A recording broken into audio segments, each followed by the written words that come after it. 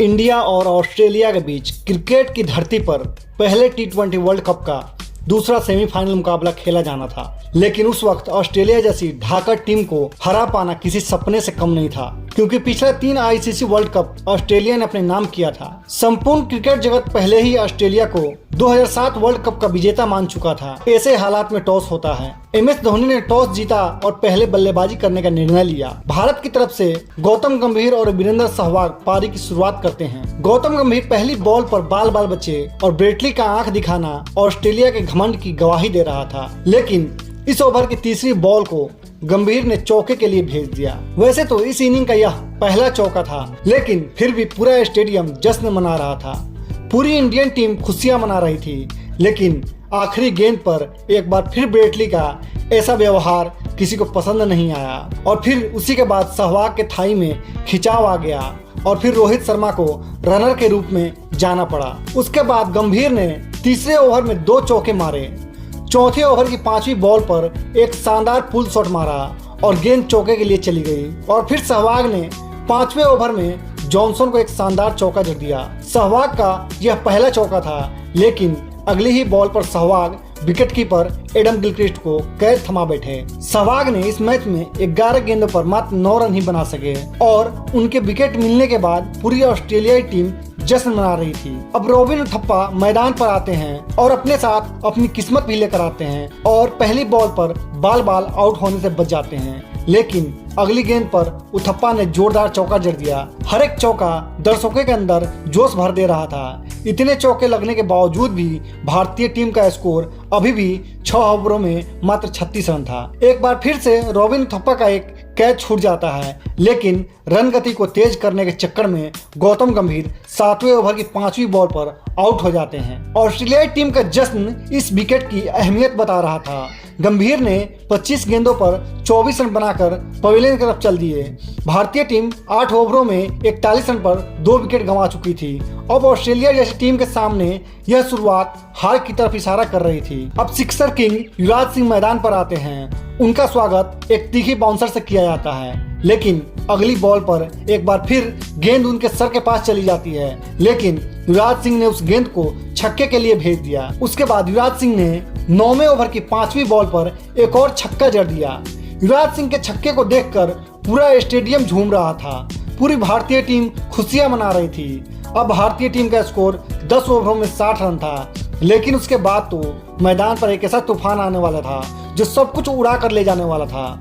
युवराज सिंह ने साइमन की पहली बॉल पर चौका जड़ दिया और उसी ओवर की 4थी बॉल पर उथप्पा ने भी एक शानदार छक्का जड़ दिया और उसी ओवर के अंतिम बॉल पर युवराज सिंह ने गेंद को हवाई यात्रा के लिए भेज दिया। युवराज सिंह लगातार चौको छक्के की बरसात कर रहे थे। युवराज हर गेंद को बाउंड्री के पार भेज रहे थे और इसी छक्के के साथ युवराज सिंह ने मात्र 20 गेंदों पर 51 रन कूट दिए। अब युवराज सिंह की 50 हो चुकी थी और अब पूरी दुनिया उनका ये रौद्र रूप देख रही थी। उसके बाद भी युवराज सिंह नहीं रुके। जहां भारत का स्कोर 10 ओवरों में मात्र 60 रन था, तो वहीं अब 14 ओवरों में 113 रन हो चुका था। 14वें ओवर की पहली बॉल पर उथप्पा ने एक छक्का जड़ दिया और अगली बॉल पर एक और छक्का मार दिया। जॉनसन के द्वारा मनाए गए उस जश्न को आईना दिखा दिया, लेकिन अगली बॉल पर साइमन के एक शानदार थ्रो की वजह से रॉबिन उथप्पा की पारी वहीं खत्म हो गई। अब मैदान पर टीम इंडिया के कप्तान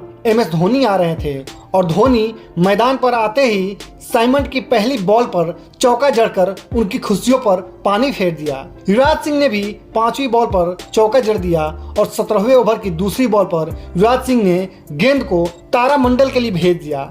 अगली बॉल पर युवराज सिंह आउट हो गए, लेकिन तब तक युवराज सिंह अपना काम कर चुके थे। युवराज सिंह ने इस मैच में मात्र 30 गेंदों पर 70 रन बनाए थे। अब टीम इंडिया का स्कोर 155 रनों पर 4 विकेट हो चुका था।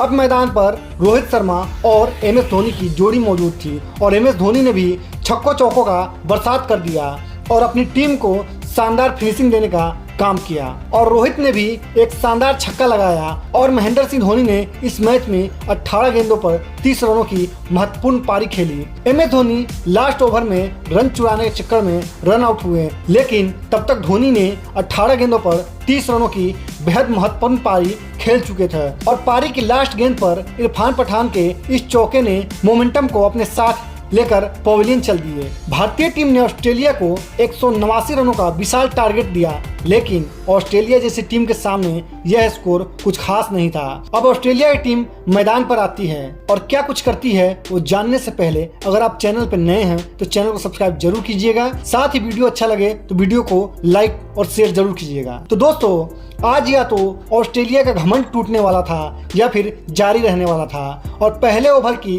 तीसरी बॉल पर गिलक्रिस्ट ने चौका जड़कर अपने इरादे स्पष्ट कर दिया और फिर अगले ही ओवर में एक छक्का जड़ दिया। ऑस्ट्रेलिया के दोनों बल्लेबाजों ने स्कोर कार्ड को आगे बढ़ाते चले गए। अब ऑस्ट्रेलिया का स्कोर 36 रन, वो भी बिना विकेट का, लेकिन श्रीसंत की एक गेंद ने गिलक्रिस्ट की गिल्लियां उखाड़ दिया। श्रीसंत का यह सेलिब्रेशन इस विकेट की अहमियत बता रहा था।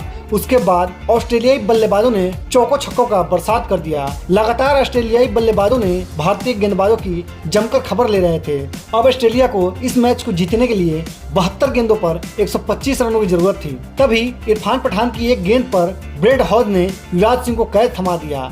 अब मोमेंटम एक बार फिर से भारत की तरफ आ गया। अब क्रीज पर एंड्रू साइमंड्स आते हैं और यह बात आप सबको पता थी कि साइमंड आकर क्या कर सकते हैं, लेकिन जितने भी लोग मैच देख रहे थे उन सभी को अभी तक डर से मुलाकात ही नहीं हुई थी। पर असल डर क्या होता है उस दिन भारतीय फैंस ने महसूस किया। इन दोनों बल्लेबाजों ने मैदान के चारों तरफ चौको छक्कों की झड़ी लगा दिया और इनके द्वारा लगाया गया हर चौका छक्का करोड़ों भारतीय फैंस की वर्ल्ड कप जीतने के सपने को चकनाचूर कर रहा था। विकेट तो मानो भारतीय टीम से रूठ ही गया था, लेकिन भारतीय टीम के हक में लगातार बढ़ता हुआ रिक्वायर्ड रन रेट था। लेकिन उसी के साथ सहवाग के एक ओवर ने भारतीय टीम के उम्मीद को बीच मैदान में दफन कर दिया। मैथ्यू हेडन ने 13वें ओवर में 20 रन कूट दिए। अब ऑस्ट्रेलिया टीम को 7 ओवरों में मात्र 69 रन की जरूरत थी और हाथ में 8 विकेट बाकी था और इसी के बीच एक रन आउट का मौका भी भारत ने गंवा दिया। अब ऑस्ट्रेलिया को 36 गेंदों पर 60 रनों की जरूरत थी, लेकिन श्रीसंत के उस ओवर के चौथी गेंद ने मैथ्यू हेडन को बोल्ड कर दिया।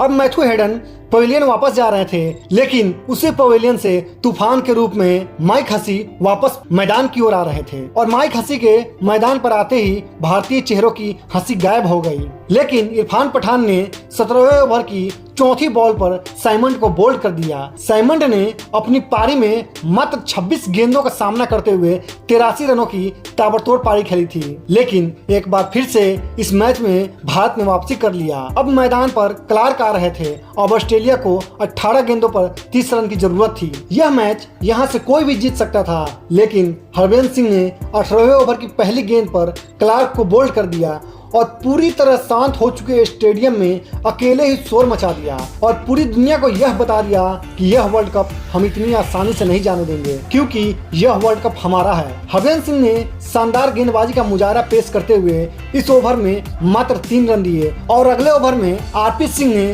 शानदार गेंदबाजी से कंगारुओं को नाको चने चबाने पर मजबूर कर दिया और कंगारुओं को रन बनाने का मौका ही नहीं दिया और इस ओवर में मात्र 5 रन दिए। अब ऑस्ट्रेलिया को यह मैच जीतने के लिए और अपने गुरूर को बरकरार रखने के लिए 6 गेंदों पर 22 रन की जरूरत होती है। साथ ही इंडिया और वर्ल्ड कप के बीच खड़े थे माइक हसी और गेंद होता है जोगिंदर शर्मा के हाथों में और जोगिंदर शर्मा शानदार गेंदबाजी से पहला 2 गेंद बीट करा देते हैं, लेकिन तीसरा गेंद फुल टॉस दे देते हैं और माइक हसी शानदार शॉट हवा में खेल देते हैं और वो गेंद बाउंड्री पर जाने के बजाय युवराज सिंह के हाथों में चली जाती है और युवराज सिंह शानदार कैच लपक कर माइक हसी को पवेलियन का रास्ता दिखा देते हैं। अब यह मैच पूरी तरह से भारत ने जीत लिया था। अब यह मैच औपचारिकता भर बचा हुआ था, क्योंकि कंगारुओं को 3 गेंदों पर 22 रन की जरूरत थी और जोगिंदर शर्मा ने 5वीं गेंद पर ब्रेटली को बोल्ड कर दिया और आज एक इतिहास लिखा गया और ऐसा इतिहास लिखा गया